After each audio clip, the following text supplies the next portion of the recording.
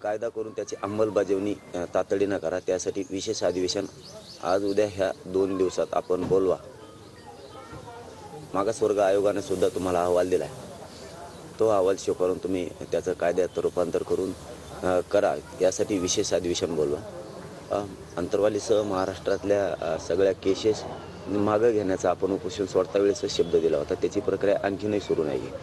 आणि चौथा मुद्दा म्हणजे या आमरण उपोषणात की हैदराबादचं गॅजेट तुम्ही घेऊ म्हणले होते, ते गॅजेट आणखीनही तुम्ही शिंदे साहेबाच्या समितीकडे दिलेलं नाही।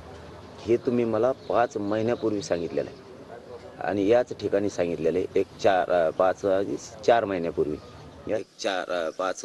4 महिन्यापूर्वी याच ठिकाणी सगळ्या मंत्री महोदयांनी आलेल्या सगळ्या त्यांच्यासोबतच्या सचिवांनी सांगितलं की ते घेतलं जाईल।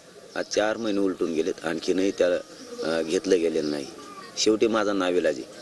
आता तुम्ही म्हणल्याप्रमाणे शरीर साथ देतं नाही देत यापेक्षा मला माझा समाज मोठा आहे। कारण ज्या समाजाला दैवत म्हणलं ते पोरं उघड्यावर पडून देऊन नाही चालणार। एका जीवाची किंमत करण्यापेक्षा तुम्हाला करोडो जीवाची किंमत करावी लागणार आहे। एक जीव गेला तरी चालतो, पण करोडो जीवाच्या चेहऱ्यावर हसू मात्र दिसलं पाहिजे। सरकारने येत्या ह्या 2 दिवसात अधिवेशन तातडीनं बोलून सगळ्या सोयऱ्यांचा कायदा पारित करून ताबडतोब त्याची अंमलबजावणी करावी आणि त्याची व्याख्यासुद्धा आम्ही सांगितलेल्याप्रमाणे आम्ही 4 वेळेस दिली त्याचप्रमाणे ती करा आणि तो कायदा लागू करा। यासाठी आमरण उपोषण आता लगेच सुरू झालं 10 वाजल्यापासून।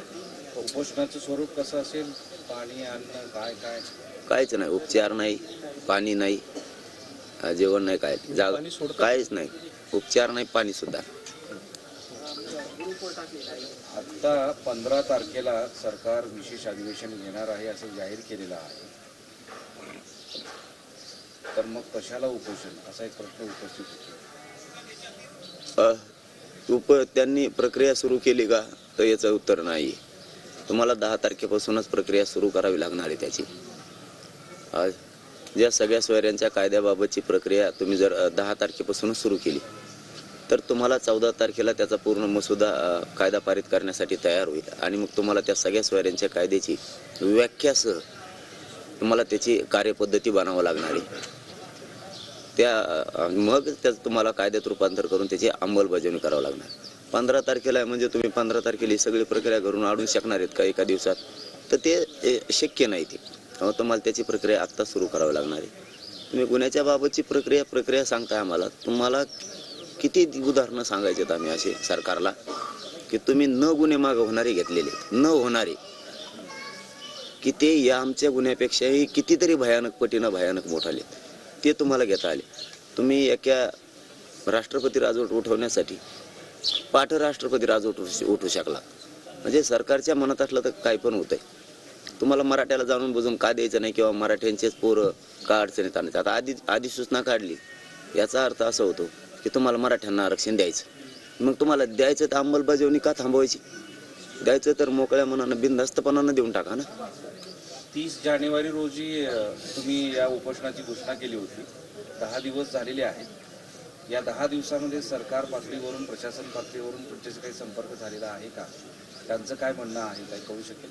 सरकारकडून नाही, काहीच नाही। सरकारकडून काहीच नाही आणि आम्हाला ती अपेक्षा पण नाही। आम्हाला अपेक्षा अंमलबजावणीची।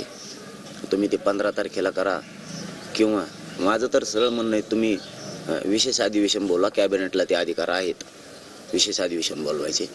तुम्ही अधिवेशन बोलवा। जसं की मंगळवार बुधवार कायद्याच्या नियमानं ठरलेली कॅबिनेट असते, तुम्ही सोमवारी घेऊ शकलात आत्ताच्या, तर कॅबिनेटच्या माध्यमातून तुम्हाला विशेष अधिवेशन बोलवण्याचा अधिकार आहे। तुम्ही विशेष अधिवेशन हे 1-2 दिवसात बोलवा आणि सगळ्या सोयऱ्याच्या कायद्याची अंमलबजावणी तातडीनं करा, त्याचं कायद्यात रूपांतर करून। मागासवर्ग आयोगाचा अहवाल आलेला आहे 2 तारखेला, तो स्वीकारून त्याचाही तुम्ही टिकणारा कायदा बनवा ना।